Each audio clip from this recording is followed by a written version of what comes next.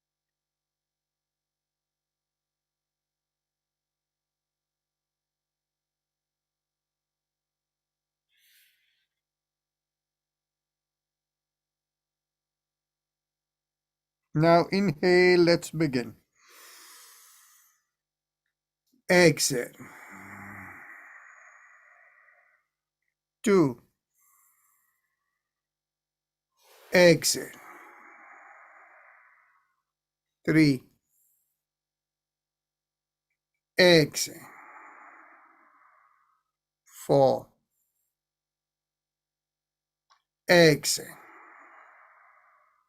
5. Exhale. 6. Exhale. 7. Exhale. 8. Exhale. 9. Exhale. 10. Exhale. 11. Exhale. 12. Exhale. 30. Exhale. 40. Exhale. 50. Exhale. 60. Exhale. 70. Exhale. 80.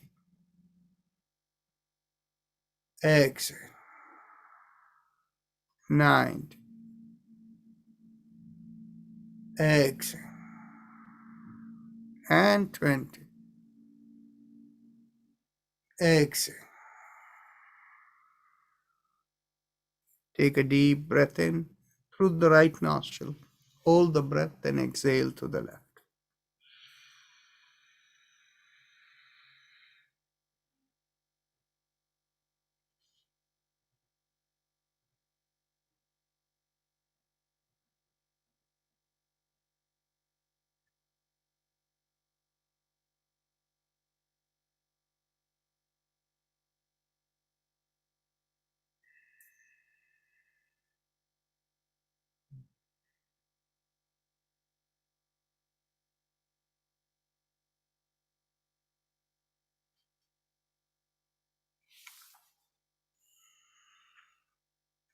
Mentally tell yourself, I give up all ideas and concepts and I care about nothing. I let go of everything. I let go of everything. I let go of everything.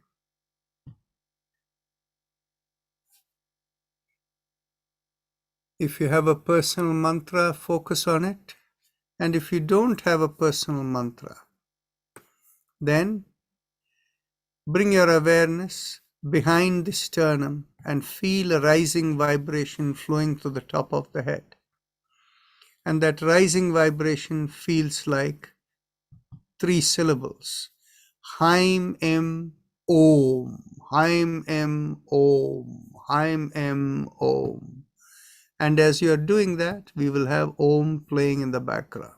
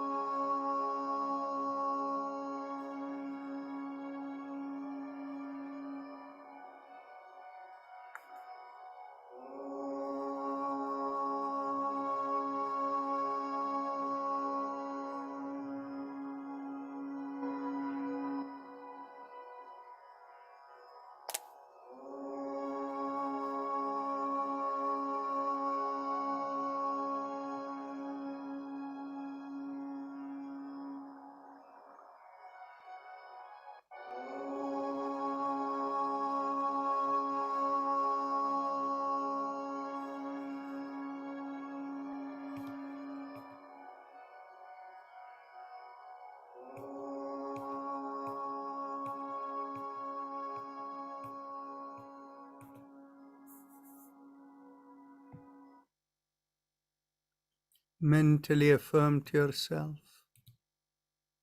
may I be guided to fulfill the purpose for which I am born.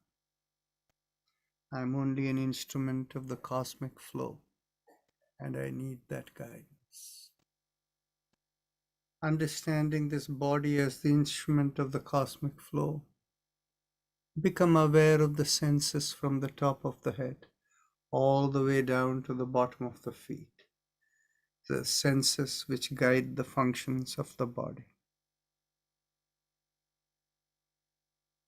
Whenever you're ready to open your eyes, raise the palm of your hands and look straight into the palm of your hands.